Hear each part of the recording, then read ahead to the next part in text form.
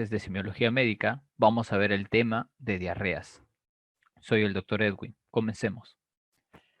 Desde el punto de vista semiológico, lo primero que ustedes tienen que identificar cuando estén frente a un paciente que viene por diarreas, entre comillas, y digo diarreas entre comillas, porque el paciente no viene y te dice que viene con una alteración del hábito defecatorio, sino viene y de frente dice, doctor, tengo diarrea, doctora, tengo diarrea, mi hijo, mi hija tiene diarrea, mi abuelo, mi abuela tiene diarrea. Entonces ustedes tienen que, calmadamente, iniciar con las preguntas básicas. Estas primeras preguntas nos van a dar en orden las características de las deposiciones, que pueden ser múltiples, pero las dos que más nos van a importar van a ser en orden la frecuencia y la consistencia. Toda diarrea es aquella que tiene un aumento de frecuencia y una disminución en la consistencia de la misma. Un aumento de frecuencia que la bibliografía refiere que puede ser más de 3 veces en 24 horas y una disminución en la consistencia que deben de ser completamente líquidas con un contenido mayor a 300 mililitros, que es el contenido máximo que fisiológicamente puede dejar pasar el colon después de una absorción máxima de forma funcionalmente normal, ¿ok? Por eso es que mayores volúmenes mayores a 300 nos establecen una patología, porque va más allá de lo fisiológico. ¿Y por qué, doctor, usted me dice que estas dos características no me debo de olvidar? Muy fácil, porque estas son las dos más importantes que van a diferenciarte los cuadros diarreicos y te van a permitir identificarlos en los cuadros etarios en las cuales la diarrea son la patología más frecuente, que justo son los niños menores de 2 años y los adultos mayores, es decir, adultos mayores de 65 años. En aquellos niños menores de 2 años, lo que más te va a interesar es la frecuencia, doctor, doctora, debido a que por sus hábitos alimenticios, principalmente basados en leche materna, van a tener una alteración de la consistencia bastante variable. Recuerden que pasados los 6 meses que termina el periodo de lactancia exclusiva, van a empezar a adquirir poco a poco, a sumarle a su dieta cotidiana los alimentos, ¿no? Por tanto, esa variación de la consistencia no nos va a dar un dato muy exacto. Entonces, en ellos lo que más debemos de centrarnos es en la frecuencia. Mientras que en los adultos mayores lo que más nos va a importar va a ser la consistencia, debido a que ellos suelen presentar durante varios periodos de constipación. Entonces, en una persona que habitualmente tiene ya deterioro de la motilidad, adulto mayor que presenta cuadros de constipación, una frecuencia de un hábito que podría ser normal de una vez al día para un adulto promedio, para ellos ya podría presentar una diarrea, si es que se presenta asociado a qué, doctores, a una disminución de la consistencia, debido a que ellos ya tienen una estructura habituada a la formación de heces regulares. ¿Ok, doctores? Entonces, una vez de que nosotros determinamos de que realmente estamos frente a un cuadro diarreico, lo siguiente que ustedes tienen que preguntarse es lo que les iba mencionando. Lo que les voy a mencionar a continuación es el tiempo de duración que está presentando el cuadro diarreico, porque el enfoque que ustedes van a tener de acuerdo a la temporalidad de este cuadro va a ser completamente diferente. Los puntos de corte que ustedes deben de memorizar y recordar y que tiene que quedárseles grabado son 2 y 4 semanas. Los números mágicos en esta clase van a ser 2 y 4, como van a ver que se van a ir repitiendo a continuación. 2 y 4, ¿ok? Si es que es menor a 2 semanas, vamos a estar ante una diarrea aguda, que principalmente nos orienta a pensar sobre cuadros infecciosos, que generalmente tienen una resolución pronta, ¿ok? En cambio, si es que nos encontramos entre 2 y 4 semanas, estamos como en un limbo, lo que se denominan diarreas persistentes. Estas diarreas persistentes pueden ser una aguda, que se está por alguna razón, por un tratamiento inadecuado, por un paciente que tiene otras comorbilidades, o sea, otras enfermedades asociadas, puede estarse prolongando, o simplemente puede ser una diarrea crónica que está recién empezando. ¿Ok? Entonces aquí estamos como medio en el limbo entre las dos siguientes. Y si es que es mayor a 4 semanas, ya establecemos definitivamente que estamos frente a una diarrea crónica. Empecemos por las diarreas agudas, que son de lejos las más frecuentes.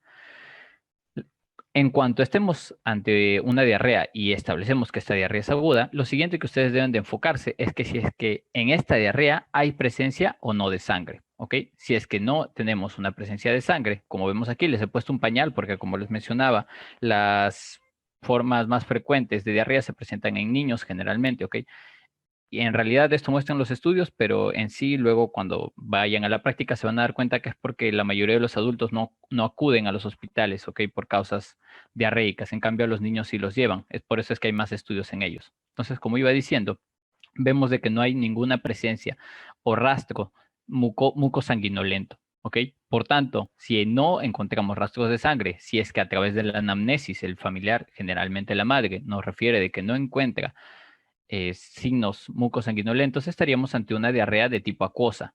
Esto que está marcado en negrita, ¿ok? Son los tipos de diarrea que ustedes van a encontrar y catalogar de acuerdo al enfoque que estén haciendo. ¿Okay? Recuerden que lo primero que hemos visto son los tipos aguda, persistente y crónica, con la pregunta del tiempo. Y ahora vamos a ver los tipos de acuosa y disintérica, ¿ok? De acuerdo a la pregunta de que si existe o no existe sangre. Si es que existe presencia de sangre, como vemos aquí, ya pueden observar la diferencia, ¿no? Se denota el brillo, se denota unas pequeñas como si fuesen telarañas, ¿no? Delgadas, bastante finas de sangre. Obviamente hay otros cuadros en el cual la sangre es mucho más notoria, pero en el caso de una diarrea disentérica, ¿ok? De una diarrea disentérica, o sea, que es una diarrea con un poco de moco y sangre, se observa así. Cuando estemos ante una diarrea con sangrado puro, vamos a pensar en otras causas que vamos a ver más adelante, ¿ok? O sea, que sea una diarrea roja, a eso me refiero. Eso lo vamos a ver más adelante en signos de alarma. Pero aquí estamos en una diarrea de características aparentemente normales con rasgos de moco y sangre. Empecemos por las más comunes, las acuosas. En este caso, una vez que hemos determinado de que es una diarrea acuosa, tenemos que ver la edad. Y de nuevo se repiten los puntos de corte, ¿ok? Tanto para la cosa como para la disentérica, vamos a tener que el punto de corte más importante es 2 años. En disentérica, incluso ese punto de corte se puede alargar hasta los 5 años. Pero ustedes quédense con 2 años para que tengan una base. Otra vez se repite el número 2. Entonces, cuando tenemos una diarrea acuosa de 2 años, lo primero que vamos a pensar es que va a ser una diarrea viral. ¿Ok? Una diarrea viral se caracteriza porque inicia de forma aguda, ¿ok? Solo con diarrea, no tiene otro síntoma asociado. Ustedes preguntan por fiebre, ustedes preguntan por malestar general y el dato que les va a cerciorar definitivamente de que esta enfermedad es por un virus es que generalmente los niños presentan cuadros catarrales días antes de presentar la diarrea. Es decir, está asociado a gripe, constipación. Si tienen un cuadro respiratorio que luego el niño hace un cuadro diarreico, estén 100% seguros de que van a estar frente a una diarrea viral. Ahora, si es que es en mayores de 2 años, si es que la diarrea acuosa además presenta malestar general, ¿ok? Además puede presentar fiebre. Si es que esta diarrea acuosa en algún momento, o sea, inicia acuosa, ustedes le preguntan, ¿tiene sangre? No, no, doctor.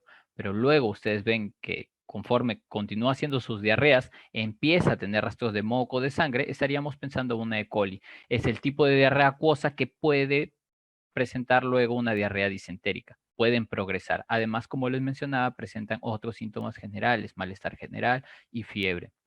Dentro de las disentéricas son cuadros un poquito más graves que sí o sí siempre van a ir acompañados de fiebre, ¿ok?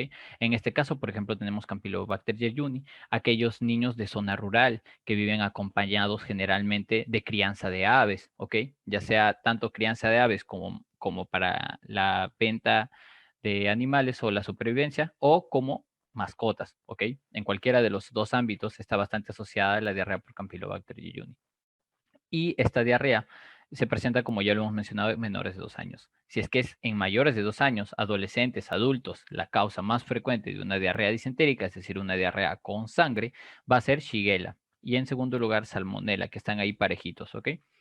Shigella y Salmonella. Y estas tienen un cuadro bastante importante que generalmente pueden progresar a cuadros tóxicos sistémicos, es decir, el paciente en el poco tiempo, si no recibe tratamiento adecuado, puede empeorar. Si les viene un paciente que les habla de que ha empezado con diarreas con moco, con sangre, y en el momento en que ustedes lo evalúan, lo ven descompensados, ¿ok?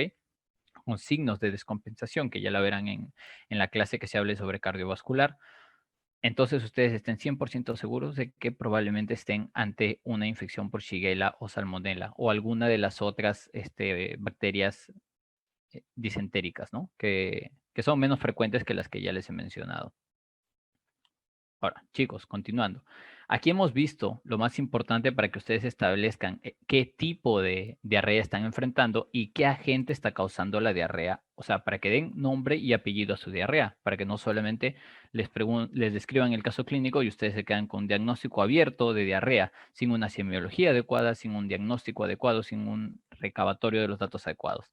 Pero para que ustedes vayan hacia el tratamiento es muy importante que ustedes en toda diarrea aguda vean el estado de hidratación, que ya lo deben de haber visto en alguna otra clase. Entonces, no olvidar que siempre deben de conjuntamente a las preguntas que les he planteado de la presencia de sangre y el grupo etario del paciente, llevar de la mano la valoración, principalmente en el examen físico, de la hidratación, porque es muy importante para su valoración, ¿ok?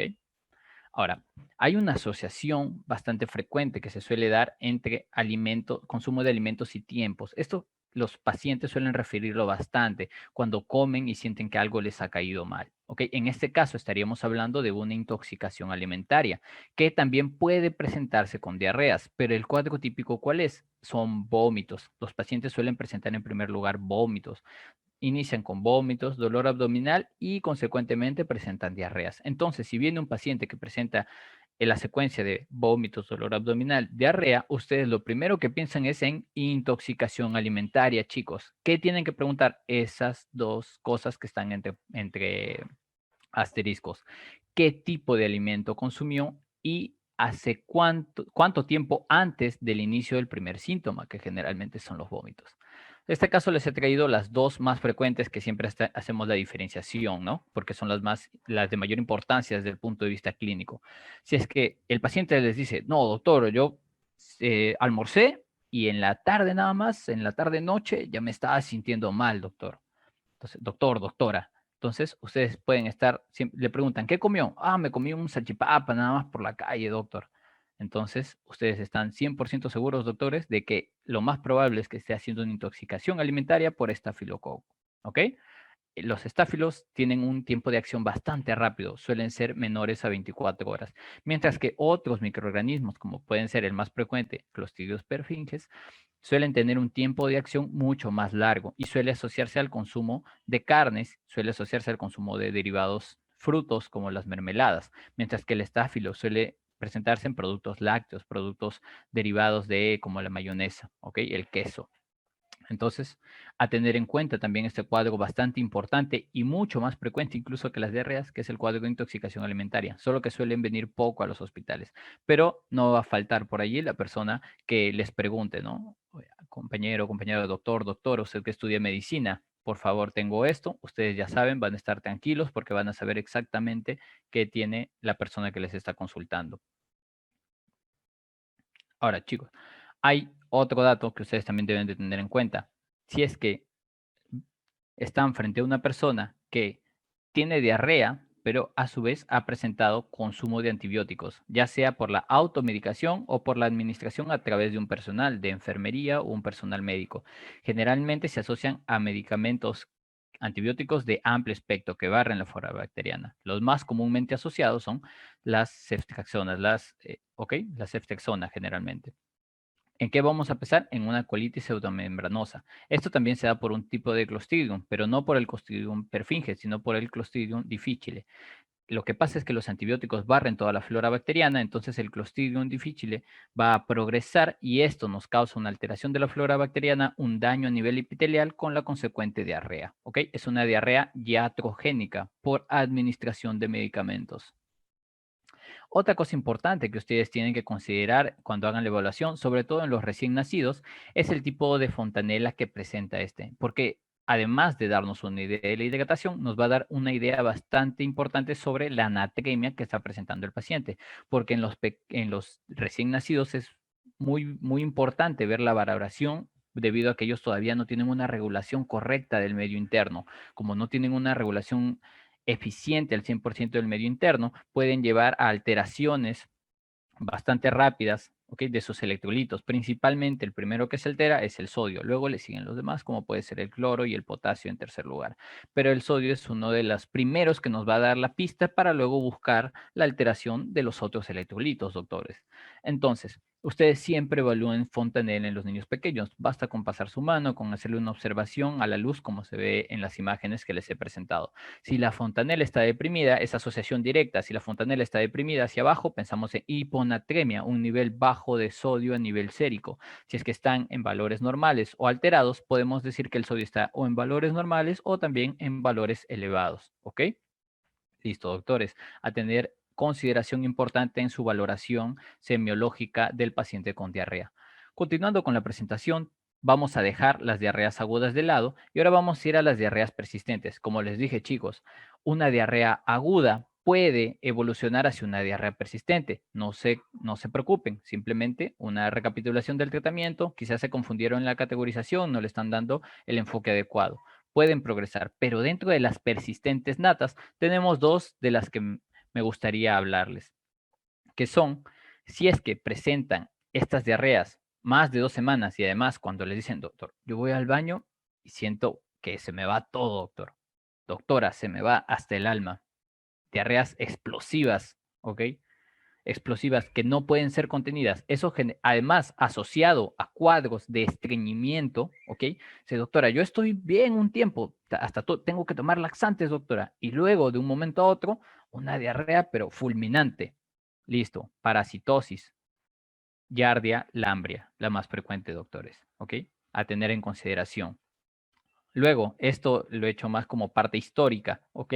Debido a que ya no es muy frecuente, ya no se ha visto no se ha visto una nueva ola o oleaje o epidemia de esta patología, pero si es que en algún momento, ya sea por pregunta, por cultura general o porque deben de estar preparados para enfrentarla, se les menciona una diarrea que inicia como un cuadro diarreico normal, con dolor abdominal, diarrea acuosa, que luego poco a poco se vuelve una diarrea explosiva y que finalmente termina siendo una diarrea que se le denomina semiológicamente en agua de arroz o en lavado de arroz, es esto que les estoy mostrando aquí, esta como sustancia un poquito lechosa, ¿ok? Que queda después de lavar el arroz, es inequívocamente ustedes tienen que pensar que están ante un cuadro de cólera, ¿ok? Que ya obviamente ustedes saben cuál es el mecanismo fisiopatológico por el cual se produce esta enfermedad. Listo, chicos, dejamos de lado las diarreas agudas, las diarreas persistentes y ahora nos centramos en las diarreas crónicas. Dentro de las diarreas crónicas vamos a tener muchos subtipos, pero para que ustedes empiecen su valoración, otro dato importante que deben de volver a considerar, al igual que en las agudas, es la edad. ¿Listo? Empezamos por la edad y arriba era 2, aquí de nuevo se repite el 4, los números mágicos para esta clase, 2 y 4.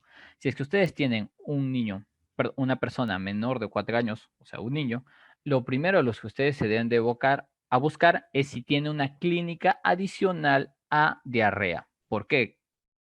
Porque si tiene una clínica adicional en diarrea, quiere decir que estoy frente a un problema que no se explica solamente por un cuadro diarreico. ¿Qué me quiere decir, doctor? Hay muchas patologías en los niños que pueden asociarse a diarreas, pero además de diarreas pueden presentar múltiples cosas. Les traigo la más preguntada y la más importante que ustedes deberían conocer, la fibrosis quística. La fibrosis quística se asocia a cuadros respiratorios frecuentes, ¿ok? Niños que vienen con agitación, niños que vienen con sibilancias, ¿ok? Niños que vienen con cuadros obstructivos bronquiales y que a su vez presentan cuadros de diarrea. Además, ustedes dicen, doctor, cada que yo lo baño a mi hijito, su sudor salado, doctor, salado, salado, salado, como si le pusieran sal encima, como si fuese un pescadito. Listo, sospecha, fibrosis quística, pérdida de cloro, pérdida de sodio por el sudor. Siempre en mente, fibrosis quística. Esa es la más importante que ustedes no deben de olvidarse. Existen muchísimas otras más, doctores, pero esta nunca deben de olvidarla. Y si es que no tiene clínica, es decir, viene, le traen un niño, doctor, ya más de 4 semanas, entonces, uy, más de 4 semanas, una diarrea crónica, un niño, qué raro, ¿no? ¿Tendrá algo más? Le buscas en la clínica, amplias la anamnesis, no encuentras absolutamente nada más. Entonces ella te cuenta, la mamá, el papá te cuenta que siempre suele hacer sus diarreas acuosas, ¿no? Nada más, no presenta mocos, no presenta ningún otro problema asociado. Entonces lo más probable es que estés frente a un síndrome postenterítico. Este síndrome postenterítico se debe a que ya sea una diarrea acuosa de larga data que puede empezar siendo aguda y luego progresa persistente, causa un daño a nivel del epitelio intestinal. este epitelio intestinal pierde de su superficie, ¿ok?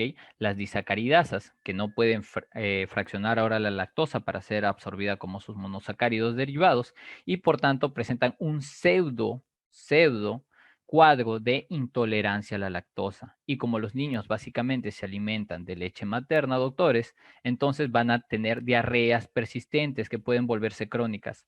¿Ok? Entonces, ustedes ya van a estar ubicados en cualquiera de los dos casos. Listo, doctores, continuamos. Ahora, si es mayor de 4 años y nos vamos al otro extremo, es adulto mayor porque en mayores de 4 años tenemos dos grupos. Los adolescentes los dejamos de lado, casi nunca presentan diarreas crónicas. O es adulto mayor. Generalmente, en adultos mayores, lo primero que tenemos que descartar es la organicidad. ¿A qué se refiere, doctor? A que esto nos lo produzca la alteración maligna de algún órgano, es decir, doctores, doctoras, cáncer. Ustedes semiológicamente van a tener o ya han tenido alguna clase sobre cáncer. Vamos a tener este síndrome de, de consumo del paciente, ¿ok? Con obviamente una pérdida del peso probablemente en los 3 meses, en los últimos 3 meses mayores al 5%, ¿ok? Vamos a tener esta demarcada caquexia en el paciente. Vamos a tener también otros síntomas asociados como a nivel gastrointestinal, ya enfocándonos a nivel gastrointestinal, un paciente que tiene diarreas, pero sus diarreas son rojas rutilantes, paciente que tiene diarreas, pero sus diarreas son negras, ¿ok? Completamente negras, es decir, que está presentando melenas, son negras, aceitosas, brillantes, malolientes, apestosas.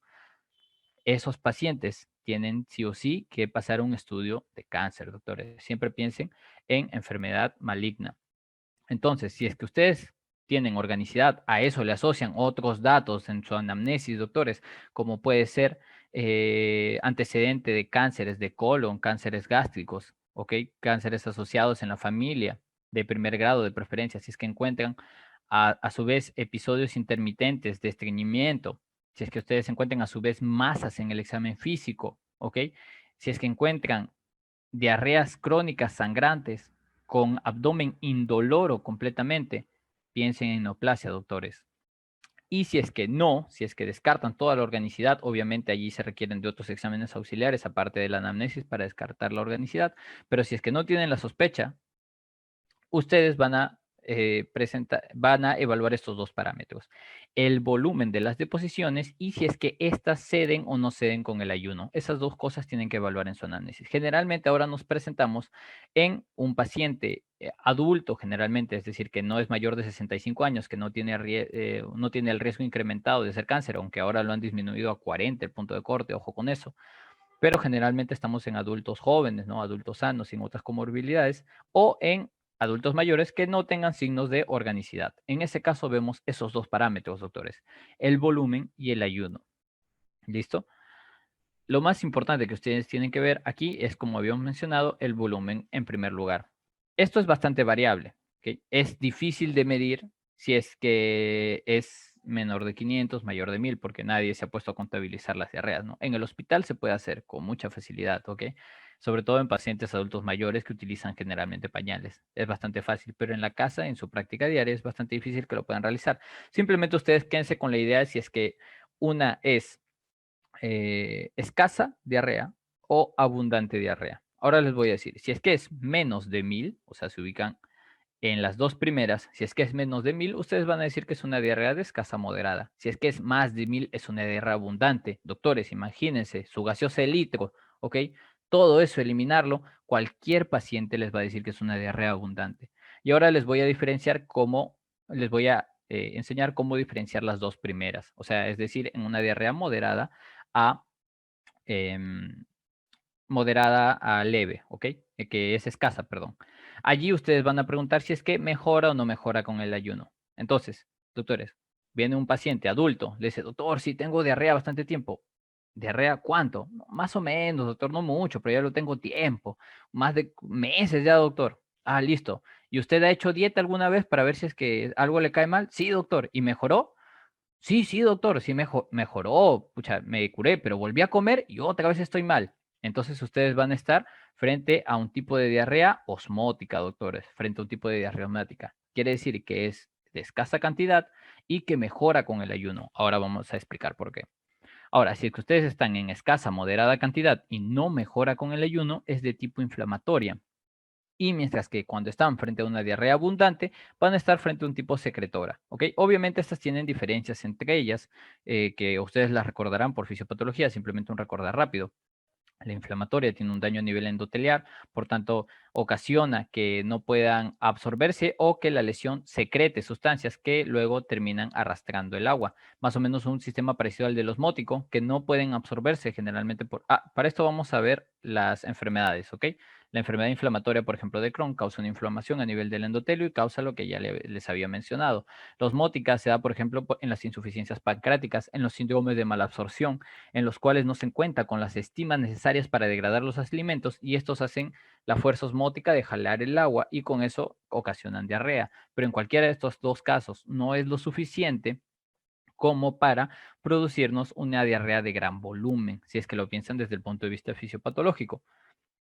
En cambio, la secretora, como su mismo nombre lo dice, el mecanismo fisiopatológico es ese. Tenemos un síndrome carcinoide, por ejemplo, que lo que va a hacer es ya sea alterar o estructuralmente o funcionalmente, es decir, a nivel del funcionamiento de las hormonas, la secreción de las células intestinales, ¿ok? Por tanto, esa es su principal función y si es que aumenta en la secreción, esta no va a ser regulada y obviamente va a llegar a valores muy superiores a los de 1 litro. Por tanto, es bastante fácil diferenciar ante qué tipo de diarrea estamos y en este caso tener obviamente las sospechas que les he ido mencionando. Cada una de ellas obviamente tiene otra sintomatología asociada. Por ejemplo, en la enfermedad de Crohn, como ya les he mencionado, lo más importante que vamos a tener primero es que suelen estar asociados a cuadros de otras patologías inflamatorias o autoinmunes en los familiares cercanos. Además, suelen presentar también cuadros de bastante irritación intestinal con dolor abdominal marcado. Suelen presentar periodos incluso de abstención de los síntomas y luego reingresan de nuevo y suelen complicarse con bastante facilidad. En el caso de la insuficiencia pancreática, pues no solamente vamos a tener diarrea, ¿no? Sino vamos a tener un síndrome de desnutrición bastante marcado, debido a que no se pueden absorber los alimentos, al igual que en las malabsorciones, incluso pueden llevarnos a cuadros anémicos que luego nos llevan al hilo a sospechar de síndromes de malabsorción o de insuficiencia pancreática. Y finalmente en las secretoras obviamente tenemos la organicidad, por ejemplo, que ya habíamos mencionado anteriormente, ¿no? Pero que en estos síndromes carcinoides suelen estar en sus estadios iniciales, ¿no? Suele ser difícil de identificarlas. Como han podido ver hasta acá, todos los recuadros que están en color verde son los que les van a abrir las llaves más importantes para su enfoque principal de diarreas. Y los recuadros que están en color azul son datos adicionales que nos llevan a pensar en algo importante y específico. ¿Ok? Entonces continuamos ahora para las diarreas crónicas. Si nosotros nos dicen, tengo diarreas persistentes y o crónicas, o sea, de mayores a 2 semanas, pero además, doctor, yo hago mis heces y flotan, doctor, como barquitos.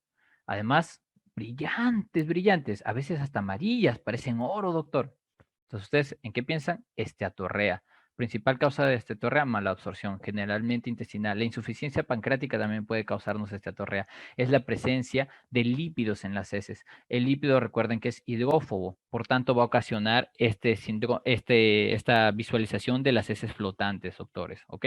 Y su color obviamente clásico amarillento y brillante.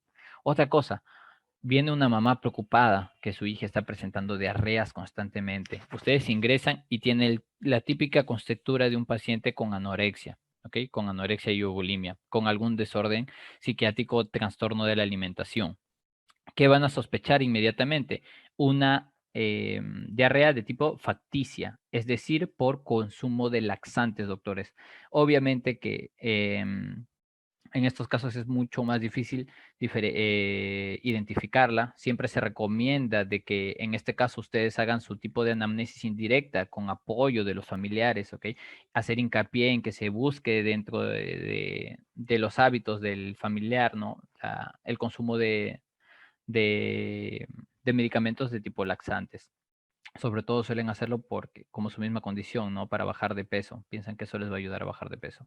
Y finalmente, si es que les presenta una diarrea crónica de larga data en un paciente con diabetes mellitus que no tiene infección, porque una diarrea en un paciente de larga data, lo primero que ustedes piensan es una infección, porque recuerden que el paciente diabético también es un paciente inmunocomprometido, ¿no? Que va a tener deficiencia de muchos mecanismos de defensa, ¿ok? Pero en este caso, él no tiene infección, toda su clínica infecciosa está normal, está febril, ¿ok? No tiene, sus signos vitales están estables, el señor o señora, y su laboratorio sale todo bien.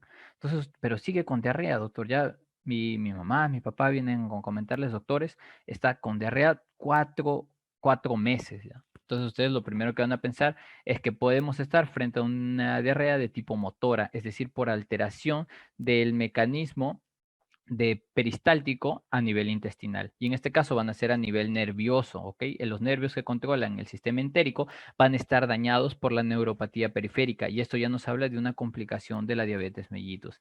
Esto no solo puede presentarse en diabetes mellitus, también puede presentarse, por ejemplo, en pacientes con hipertiroidismo. Entonces ustedes ven a una paciente alterada, agitada, de ojos saltones, ¿ok? Con toda la semiología de un paciente hipertiroideo, ustedes van a sospechar que estemos frente a una diarrea motora. Ok, doctores, espero que les haya quedado claro este enfoque. Recuerden los datitos adicionales en cada una de ellas. Ahora vamos a relajarnos un poco viendo algunos detalles, como recordar lo que ya hemos conversado. Ok, les voy a presentar la escala de Bristol, doctores. Esto es bastante importante desde el punto de vista semiológico para que ustedes tengan una idea de cómo categorizar realmente las heces de un paciente. Tenemos las diferentes presentaciones de tipo de heces que puede hacer un paciente. En la primera tenemos trozos duros, ¿ok? En la segunda imagen vamos a tener una salchicha, pero que es grumosa, que es como si estuviese constituida por varios trozos unidos. La siguiente ya es una salchicha bien constituida, pero que presenta grietas, ¿ok? La tercera es una salchicha muy bien construida, de consistencia lisa, que no, además, a partir de la salchicha agrietada, no suelen presentarse problemas ante la defecación. En las dos anteriores suelen verse asociados síntomas de dificultad ante la defecación. Luego tenemos trozos pastosos, ¿ok? Pero siguen siendo trozos bien formados. Luego vamos a tener trozos blandos que, como se ve en la imagen, en la mayoría de los casos van a coalescer y van a simular una franca diarrea. Y luego tenemos la diarrea franca, que es una consistencia completamente líquida. La escala de Bristol les da simplemente numeraciones, tipo 1, tipo 2, tipo 3, tipo 4, 5, 6 y 7. Y de acuerdo a eso vamos a categorizar. Por eso es que les dije que que las alteraciones en las heces, en este caso de la consistencia, no quiere decir necesariamente que estemos frente a diarrea. ¿Ok? Recuerden que aquí tienen que asociar también la frecuencia. Y además, por ejemplo, en los de tipo 5 y tipo 6, simplemente podría tratarse de un hábito alimenticio inadecuado, ausencia de dieta en la fibra, al igual que ausencia de aceites en la dieta cuando estemos hablando de un tipo 2 o tipo 3. Pero, doctores, a tener en consideración también estos casos para que no piensen que todo es estreñimiento, es obstrucción y todo tipo de inicio de alteración de la consistencia hacia hablando de las heces va a ser una diarrea a tener en consideración y ampliar su semiología. No solo piensen que las heces líquidas ahí quedó, ¿ok? Ahora, la coloración también es algo que deben de llevarse consigo. Ya he visto que lo han estado hablando en las clases anteriores. Tenemos todos los diferentes de coloraciones de heces, ¿ok? En unas heces negras, lo primero que van a presentar es una neoplasia mayor, que como ya les han dado respuesta a a la duda en la clase anterior, es un sangrado del intestino que generalmente se produce por un proceso neoplásico que tiene el tiempo suficiente para ser digerido en el estómago. Por eso es que es de la mitad del intestino hacia arriba, ¿ok? Si es que es un sangrado rojo rutilante que sale por el recto, obviamente estaríamos pensando en una neoplasia inferior. En este caso, por ejemplo, neoplasia superior, los más frecuentes son ya sea cáncer de esófago o cáncer de gástrico. En el caso de neoplasia inferior, el más frecuente cáncer de colon y en segundo lugar el cáncer de recto y sigmoides. Ahora, si es que tenemos ese amarillas, la primera sospecha puede ser hepatitis, también puede ser colangitis, es decir, una obstrucción o cálculos biliares, una obstrucción de todo el sistema biliar, ¿ok? Perdón, doctores, un exceso de producción de bilis. Esto puede darse en cualquier hepatopatía, como puede ser la hepatitis. Les estaba dando el dato siguiente, perdón. En el caso de las heces blancas, allí vamos a pensar de una obstrucción y de una patología biliar, porque como ustedes saben, todo ese árbol biliar es el que va a llevar la bilis hacia las heces y le va a dar el pigmento a través de la estercobilina, le va a dar el pigmento característico a las heces.